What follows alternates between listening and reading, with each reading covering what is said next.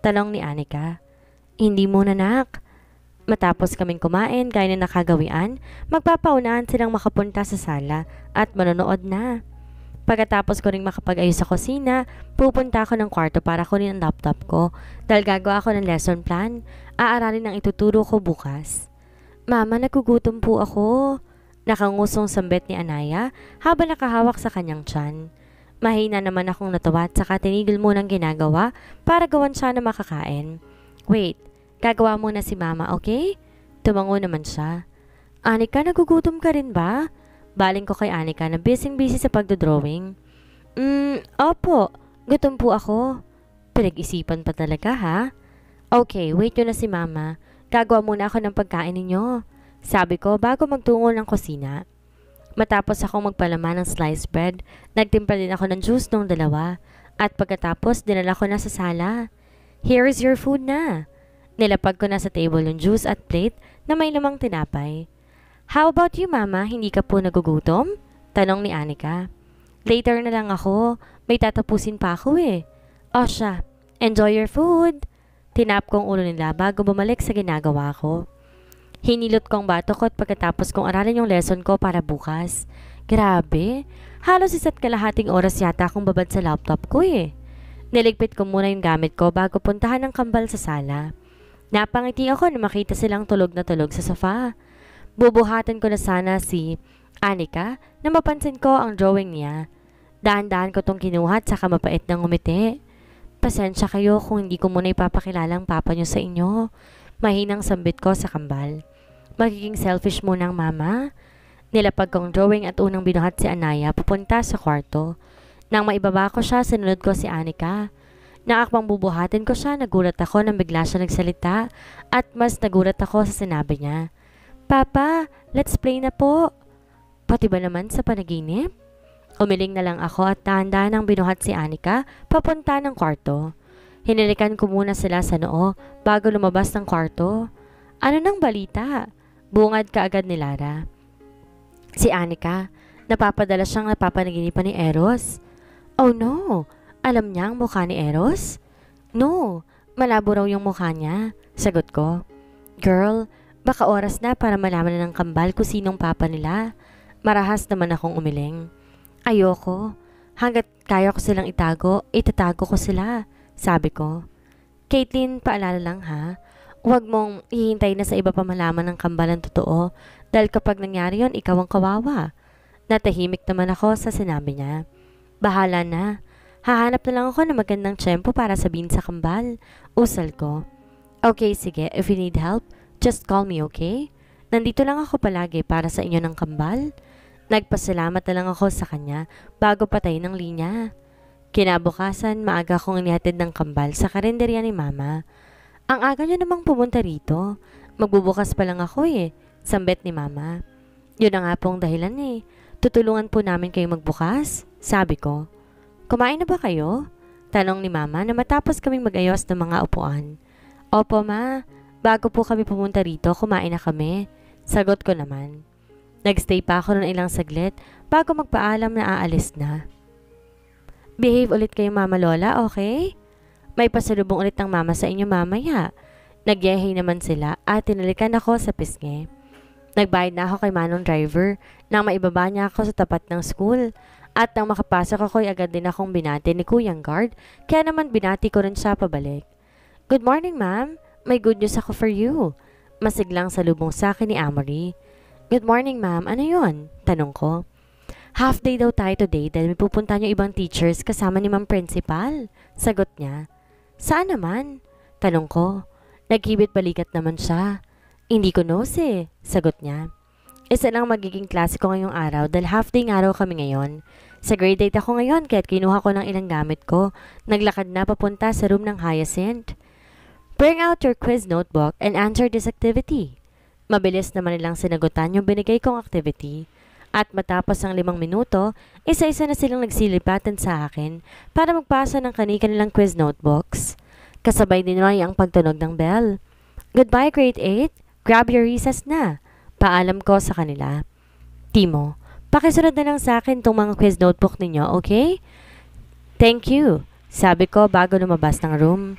Pakilagay na lang sa table ko, nak. Thank you, sabi ko at nginitian siya.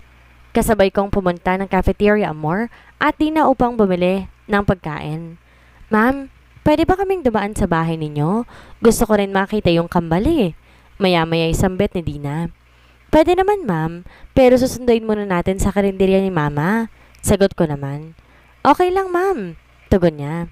Mabilis tumipas ang oras kaya eto kami ngayon ni na Amory at Tina sa labas ng school habang hinihintay ng tricycle na pwedeng masakyan. Ay hala, nakalimutan ko pala yung ibibigay ko sa kambal. Mauna na muna kayo ron ha, kukunin ko lang sa bahay. Ako rin pala mami, wala ako maibibigay sa kambal mo, bibili lang muna ako ha. Di ko na sila napigilan dahil nagmamadali silang umalis. Bumuntong hininga na lang ako bago sumakay sa tricycle. Sinabing dumaan muna sa malapit na 7-Eleven dahil may bibilhin pa ako para sa kambal. Matapos kong mabayaran yon, ay mabilis na akong sumakay ng tricycle. Tilex yung dalawa na sumunod na lang sa karinderya ni mama. Pagkababa ko ng tricycle, mabilis tumakbo ang kambal para salubungin ako. Here's your pasalubong, masiglang sabi ko sa kanila habang hawak ang binili kong chocolate. Wow! Thank you po, mama. Masayang usal nila sabay halik sa pisngi ko. May bisita pala kayo, mama? Sambit ko. Sino po, mama? Tanong ni Anika. Oh, yan na pala sila eh. Sabi ko na may humintong tricycle sa tapat namin. Oh my gosh! Mas cute sila in person! Tili ni Dina na makita ang kambal. Hello po! Masiglang bati sa kanya ni Anika kaya mas lalong tumili sa Dina. Oh my! Pwede ba kitang iuwi? Tanong niya na mabilis namang kinailing ni Anika. Mag-anak ka na rin kasi, Dina. Biro ni Amory. Wala na nga akong jowa eh, paano ako magkakaanak? Sagot naman ni Dina. Nagtawa na naman kami ni Amory. Magtatalo pa sana sila kaso tinawag na kami ni mama at pinaghanda kami na makakain. 12:30 na magpaalam yung dalawa na uuwi na. Bakit ang aga mo yata ngayon? Tanong ni mama. Half day lang po kami ngayon dahil may pinuntan po yung ibang teachers at si ma'am principal. Tumango-tango naman siya. Nagpupunas ako ng pinggan na maramdaman kong nagva-vibrate ang phone ko. Hello? Sagot ko sa unknown number. Wala akong narinig na nasagot kaya naman nag-hello akong muli. Wala akong time para makipagbiruan. Pwede ba tayong magkita? Mabilis kong naibaba ang tawag nang mabosesan ko yung tumawag. How did he get my phone number? Nakailang balikwas ako sa kama dahil hindi pa rin maalis sa isip ko kung paano at saan niya nakuha ang number ko. Tsaka bakit gusto niya makipagkita? Tatanong niya ba ako about sa kambal? No way! Kahit ano pang sabihin niya, hindi ako magsasalita. Bumangon muna ako para uminom ng tubig. Pagbalik ko ng kwarto, himbing na himbing pa rin ang kambal. Tinabihan ko lang ulit sila at saka pinilit ng matulog. Kinaumagahan, maaga ko silang hinatid kay mama at doon na pinakain. Sigurado ka bang di ka nakakain? Tanong sa akin ni mama. Umiling naman ako. Doon lang po ako kakain sa school, sagot ko. Natapos ko makapagpaalam sa kambal, nagtawag na ako ng tricycle, tsaka nagpababa sa coffee shop malapit lang sa school. Maglalakad na lang ako mamaya. Pagpasok ko sa coffee shop, agad ako nag-order na isang espresso at isang cinnamon roll. Humanap na agad ako ng maupuan na makuha ko na ang order ko.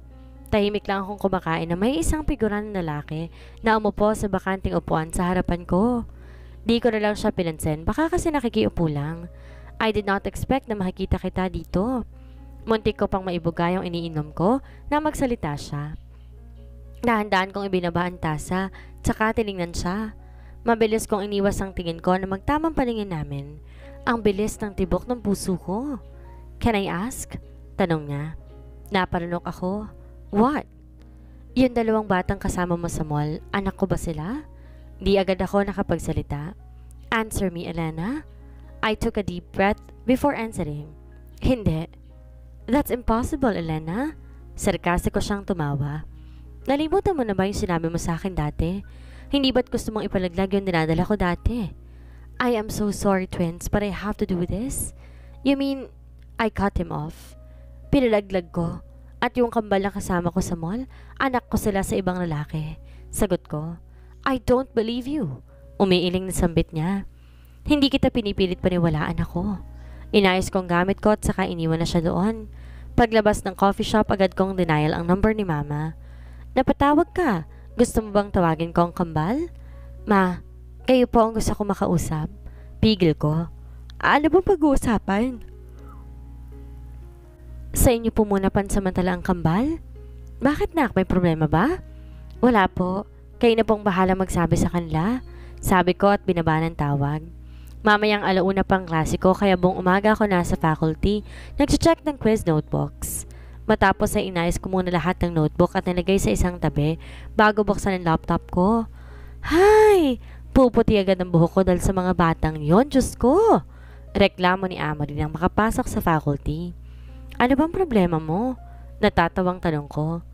Yung mga grade 10 ulo, sobrang tigas ng mga ulo. Ang hirap pakiusapan. Sagot niya. Bakit sa akin hindi naman sila ganyan? Abay mali ko sa mga yon. May favoritism yata ang mga lintik. Natatawa naman akong umiling. Nang tumunog ang bell, sinara ko muna ang laptop ko at hinilan na si Amory palabas. Ikain mo na lang yung init ng ulo mo. Ika ko. Mabuti pa nga. Tara na. Sagot niya, tsaka nauna nang maglakad. Umiling na lamang ako bago sumunod sa kanya. After lunch pang klase mo, di ba? Tanong niya. Tumango naman ako. Sa'yo ba? Tanong ko rin pabalik. Before lunch, tapos meron pa mamayang 3. Nakakaingit ka nga eh. Kumunot naman ang noo ko. Bakit naman? Tanong ko. Kasi isa lang yung klase mo ngayon. Ang haba ng oras mo para mag-chill. Natawa naman ako. Mahaba nga pero hindi ko magawa mag-chill dahil ang daming kailangan gawin. Tulad ng? Tanong pa niya. Basta, kumain na nga lang tayo. Since mamayang 1 pang pasok ko, tinawagan ko muna si mama para kumustahin ang kambal. Kamusta na mga baby ko? Tanong ko na maibigay ni mama ang cellphone sa dalawa. Okay naman po kami, mama. Sagot ni Anika. Anak, nasabi na siguro sa inyo ni mama Lola na sa bahay niya muna kayo pansamantala. Panimula ko. Bakit po pala, mama? May kailangan nang muna ayusin ng mama kaya kay mama Lola muna kayo tutuloy. Paliwanag ko. Mabilis lang po ba yun, mama? Tanong naman ni Anaya. Hindi ko pa sure anak eh. Pero bibisitahin ko naman kayo kay Don't be sad, okay? Promise uuwi rin ako kapag naayos ng lahat ni mama. Sabi ko. Kinuwentuhan ng nila ako ng kung ano-ano bago sila magpaalam. Mabilis tumipas ang oras. Kasama ko ngayon sina Amory at Tina sa cafeteria para mag-lunch. Tahimik ako nakikinig sa mga rants nila tungkol sa mga sections na hinahawakan nila. Huwag nyo kasing dinaraan sa init ng ulo. Maya-maya isambit ko, kaya binigyan nila ako na nagtatakan tingin. Di ko maiwasang mainis, lalo pat sobrang tigas ng mga ulo nila at saka ayaw nilang makinig sa mga sinasabi ko. Sagot ni Dina. Paano ba kasi maging mahinahon? Natawa ako sa tanong ni Amory. Actually, hindi naman talaga maiiwasan mainis eh. Ako nainis din ako minsan sa nahawakan ko, pero ang ginagawa ko, kinakalma kong sarili ko at pinagsasabihan sila ng ayos. Sabi ko, ba't ako maayos ko naman silang pinagsasabihan? Ayaw pa rin lang magpasaway. Ani Dina. Baka talagang malas lang tayong dalawa sa mga batang yun. Sambit ni Amory kaya't natawa ko. Pinagtitripan lang kayo ng mga yun. Usal ko. Kasi kayo, pinapakita nyo na mabilis kayong mainis eh. Yan tuloy kayong natitripan nila. Ay, ganun? Sige, next time, gagawin ko yung ginagawa mo. Ika ni Dina.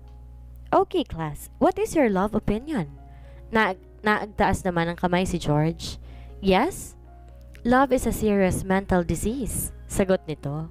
Ang ilan sa mga kaklase niya. Nice one, Dan. Sigaw ng kaibigan niya. Guys, huwag kayo masyado maingay. Thank you, George. Take your seat. Wala na? Anyone? Tanong ko. Ma'am, ako po. Yes, Macy? Love conquers all things except poverty. Sagot niya na kinatawa naman ng mga klase niya. Guys, enough. Saway ko sa kanila, kaya mabilis na silang tumahimik.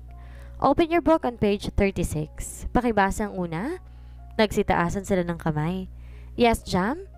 Love to live and live to love. Okay, thank you. So what does that mean? It means loving someone will give you a meaning to your life. You would want to live for the person which gives strength from within. Basa ko. Gana lang sa may boyfriend at girlfriend na ngayon. Hindi ba ganyan ang nararamdaman ninyo? Mas mabibigyan ng meaning ang buhay kapag kasama nyo mga taong mahal ninyo. Naghiyawan naman sila. Asus, dyan kayo magaling eh. Natatawang sambit ko. Pinagpatuloy ko na lamang ang pagdidiscuss hanggang sa tumunog na ang bell.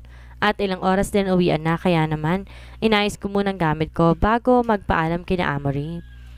Habang nasa tricycle, tinawagan ko muna si Mama para ipaalam na uuwi na ako.